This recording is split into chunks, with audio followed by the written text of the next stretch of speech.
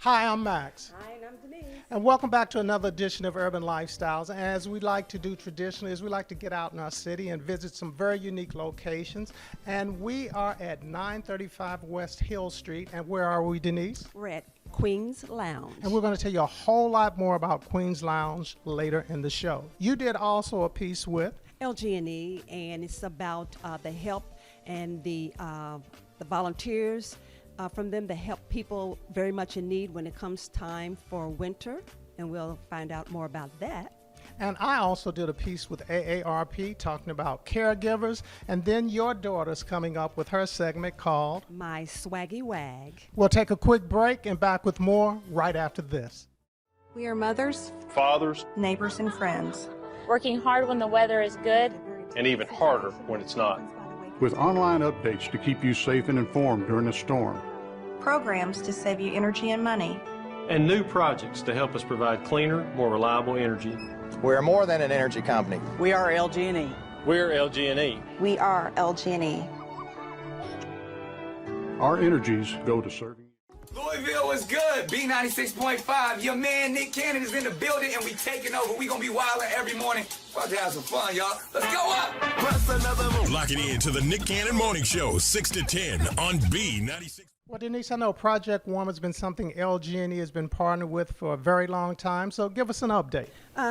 This was quite inspiring for me because usually we go to Project Warm, their office, and look at some of the methods that they use. But this time we were in someone's home, and to see them going at work and the way they were efficiently weatherizing their home. So let's just take a look. So we're here to do another, I would call it an essential segment with LG&E because energy does matter. I'm here with Miss Natasha Collins, and once again, Natasha, welcome. Nice to be here. See, I'm so cold, I can't even get your name out. But this segment is going to be very important, and I think it's so crucial. And let's just talk about it because right now we're inside where it's warmish, but it's snowy and blizzardy outside. So take it away. I know, we're in mid-November, and gosh, we need this event more than ever. We are at the 32nd Project Warm Blitz. So the Blitz is held through the nonprofit organization here locally called Project Warm. It makes sure that folks have energy education and also weatherization information and programs so that we can all help to better manage our energy use, which helps folks to better manage their energy bills as well. So this 32nd Blitz will have about 200 volunteer teams of folks from LG&D, but then also from churches, schools, and other organizations in the community, assisting people in more than 350 homes across Louisville. So we're excited to be assisting. This is the second weekend, and just really looking to make a difference by doing simple weatherization techniques. So for the homes that could benefit from these weatherization methods, how do these homes get qualified? Sure. Well, Project Warm, the organization, and this event, the Blitz, assist those in our communities who need it the most. So elderly, disabled, veterans, and others who have signed up for these services. And so, the point is of the Blitz in particular to make sure doing simple things to help keep the cold out, the warm in, and these homes can more efficiently manage through this colder season. I just think people don't understand how much it matters the way you have preventative measures, So speak a little bit about that, just in case somebody's saying, well, do I want to just put something underneath my door, or is it all about windows? Sure. Well, we have a team here today from LG&D. We're longtime partners with Project Warm. We have been since they were founded, and they are doing some of the simple things that you and I often talk about, and that's what all of the teams of volunteers are doing in the homes today. So taking some of the weatherization tools, things like scissors, plastic, tape, thumbtacks, and then they're applying them to windows, doors, and other areas where there may be leaks or gaps where cold air could get in and warm air could get out, because we know that when warm air gets out, our systems don't operate as efficiently, and that means that you're less comfortable, and it also could be reflected on your bill. So they are applying some of these simple techniques, and then it just makes a difference, right? Like, you and I want to be warm and we want to be comfortable, and that's the same as everyone. And we can do small things like layer up and manage our thermostats, but these things that are being applied today go a long way. And we have a resident here that we can speak with. Yes, we have Melissa Richards, who's with us today. Melissa, come on over. She's one of the folks being assisted. Hi, Melissa. Tell us about you being in the program and what it means to you, and what got your attention about why this was needed. Oh, just from the back years that I've been here, just the cold drafts that I can feel coming through, the higher LG&E bills. And when I heard about this program, I immediately signed up for it and was hoping I would be chosen. And I really appreciate the volunteers taking their time out on a very cold Saturday morning, because they don't have to do that. And I'm so appreciative. And if anybody else needs this, I encourage them to sign up. It really is something that can help. So outside of your home feeling more comfortable and warm, where else will you see a benefit? Because I know you have to pay bills, and then there's also trying to keep your home safe and warm. In the LG&E bill itself, usually between November and the end of January, I've seen a spike of $900, as opposed to between $78 to $120 in the other months. And it's like, well, hey, maybe I'll go out on the porch and stay warm, because that's where all the air is going, all the warm air. So I think that that's going to be really beneficial. Yeah, so really excited to be weatherizing homes for this 30-second blitz. If folks want more resources, they can go to our website. It's lge-ku.com. We have programs, tips, tools, and other resources that can assist them. One of the programs we have, for instance, is the budget payment plan, which helps everyone to manage out their bill over the course of a year. So those who sign up, you take a look at what your bill is typically over the course of a year. It's averaged out, and then there is a true-up month where it makes sure that what you're paying is consistent with your energy use. So there are programs like that. There are other tips and tools on our website. And then additionally, if anybody wants to find out more about Project Warm, more about the programs that they have, they can check out projectwarm.org. Project Warm, as we said, it's been around a long time, and just the simple things that you can do to insulate your home can really make a difference in your LG&E bill. Yeah, especially to stay comfortable in your home, but when you have gaping areas around the doors and windows, as we just heard, yes, how much air escapes and how much you turn up your thermostat, and you're increasing your bill, and it's really defeating the purpose. So this will help all the way around. All right, so take heed. We'll take another break and back with more. It's more than just getting from one place to another. It's healthy, social, good for the environment, and anyone can do it. We at Middletown love cycling and really love helping others discover a new passion. Stop in today and let our friendly, knowledgeable staff help you get started. We cater to beginners as well as experienced cyclists. We're a local business that cares about our community because we are a part of the community. Come in today and get on a bicycle that fits your needs and improve your lifestyle. At LG&E and KU, we're always working hard to make your life a little easier, because we know you've got your hands full. Our new mobile app gives you the power to check your account balance, review your payment history, and effortlessly pay your bill from anywhere, while making it easier than ever to report and track power outages. Download the app today to get the convenience of LG&E and KU at your fingertips. Station for R&B. Can we swim a lake by the ocean? Magic 101.3. Give me that green light. With your permission. We're live, local, and Louisville.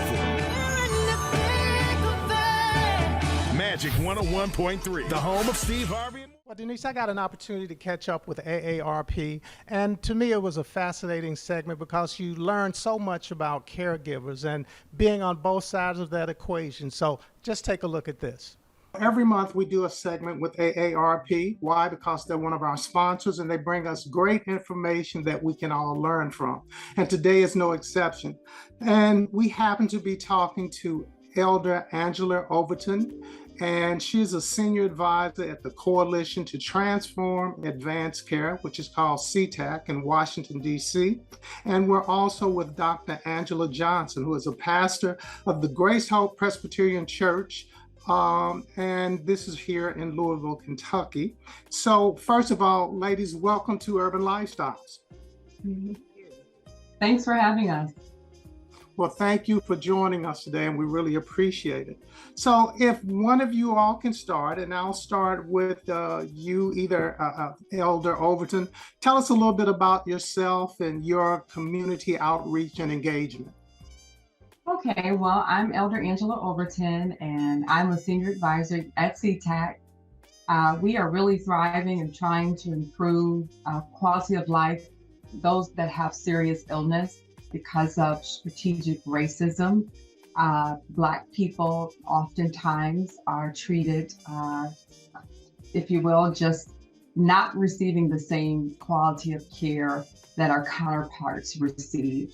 So in 2020, we started a partnership with 2 churches in the West End, the 40203 zip code, to partner with them to do the needs assessment and really kind of just set an environment or a time where we could hear, as their understanding, what were the impediments to healthcare and quality of life for this community.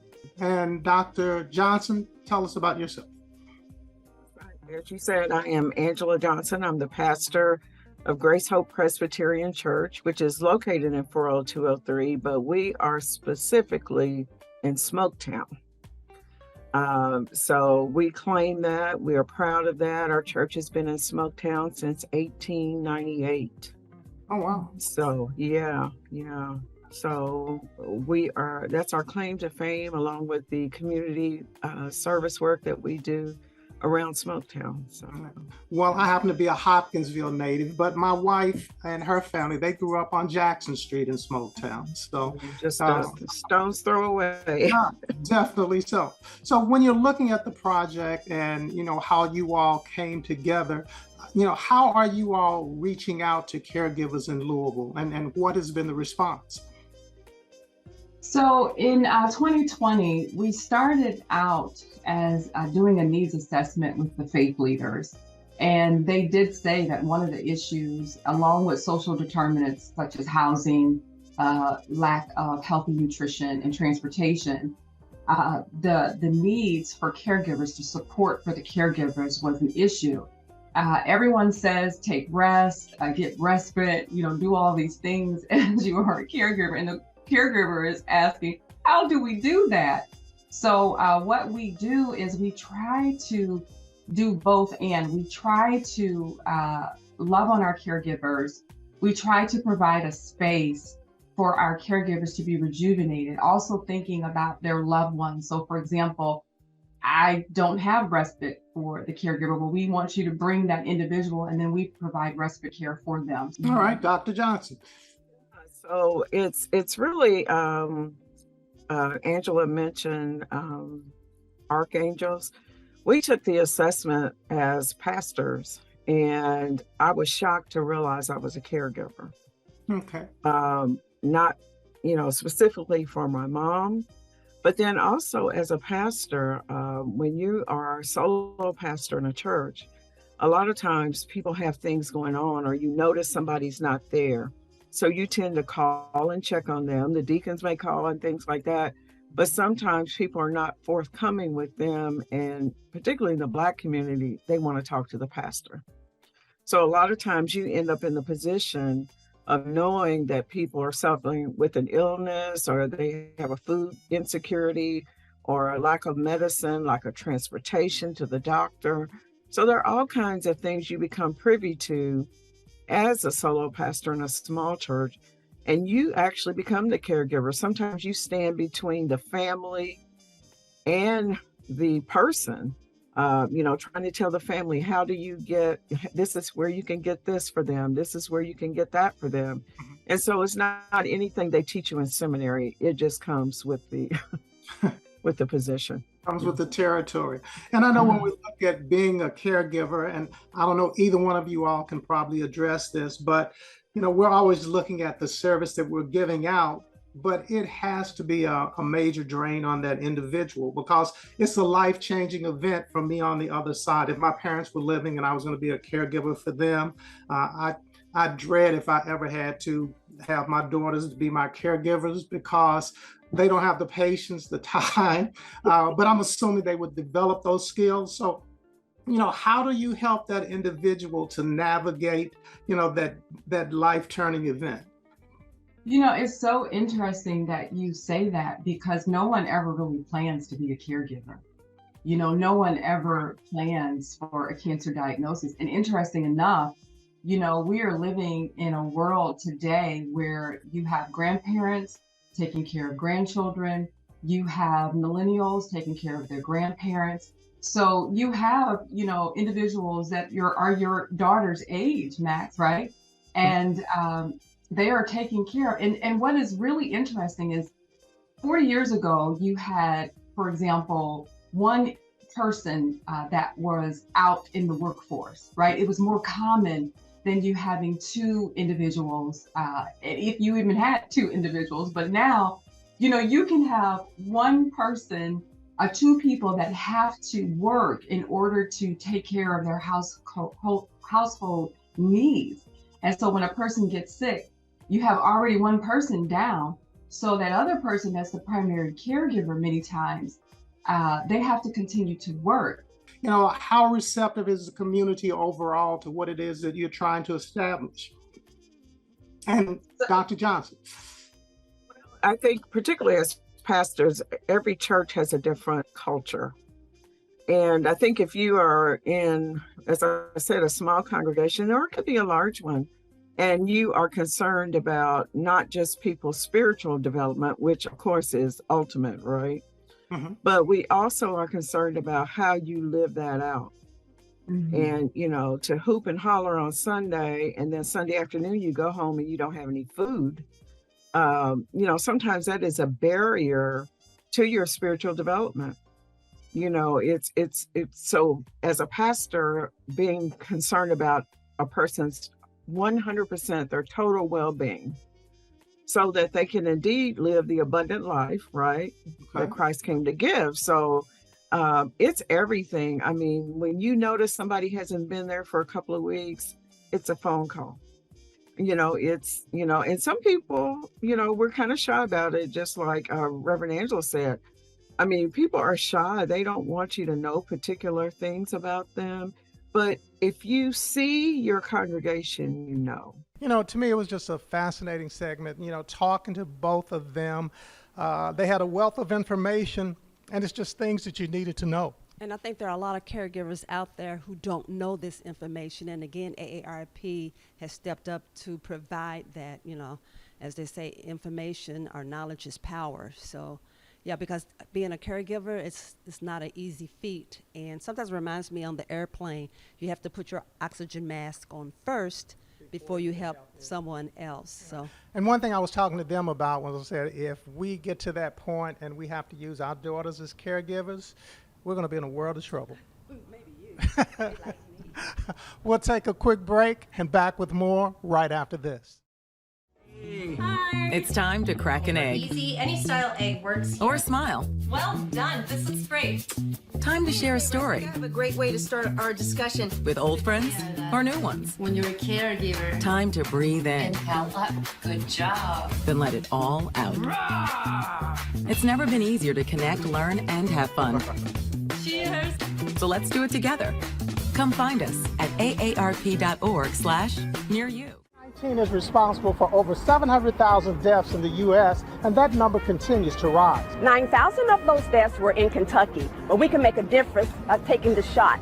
If you don't want to do it for yourself, do it for someone you love. We will never be able to get back to normal until we all do our part, so let's all get vaccinated. So wear your mask, wash your hands, roll up your sleeves, and take the shot. So please.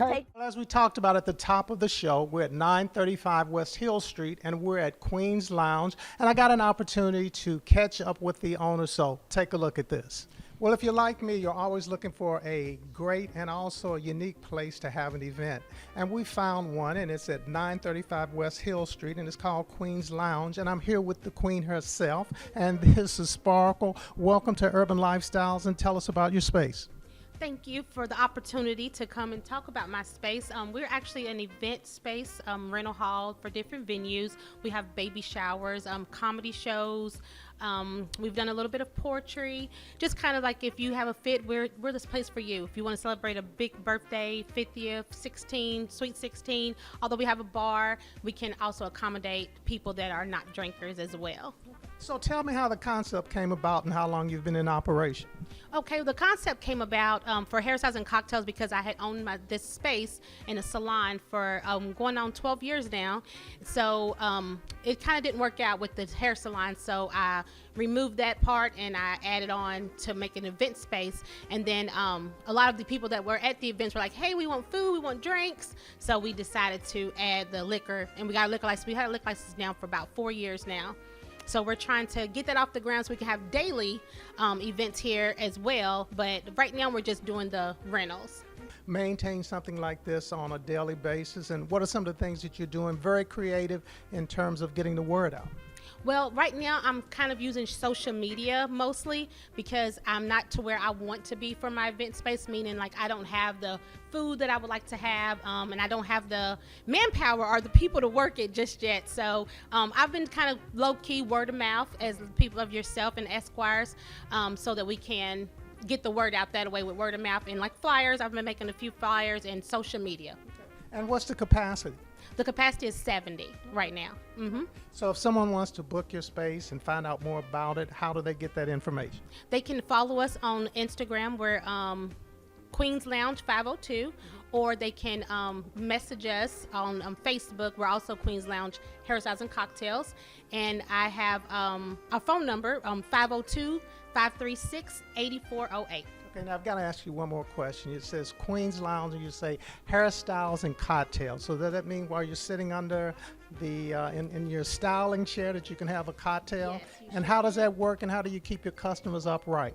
Well, I don't drink, so I make sure I keep myself sober. But a lot of people, after a long day's work, they like to come kick back, and they're able to have a drink in the process. Okay. So do you have any hairstyles that are kind of like go in line with the cocktails that they're drinking? I actually had Ocean Wave, which is like a hairstyle, and it's a blue drink. And we have the Tootsie Roll, which we call it the French Roll, which is like a Kahlua type drink, like chocolate. So yes, we have a lot of drinks that we name after hairstyles.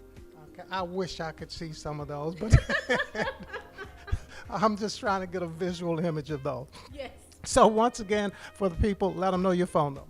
My phone number is 502-536-8408. Well, you can see that, where we are, it's a really nice facility, hold about 70 people. So if you've got an event, a private party, it's a great place. I'm with the Esquires, and we've had a couple of events down here. You get a great caterer, and you've got the place to yourself. You can't get any better than that. It does provide a very nice and very intimate setting. You are correct. We'll take another break and back with more.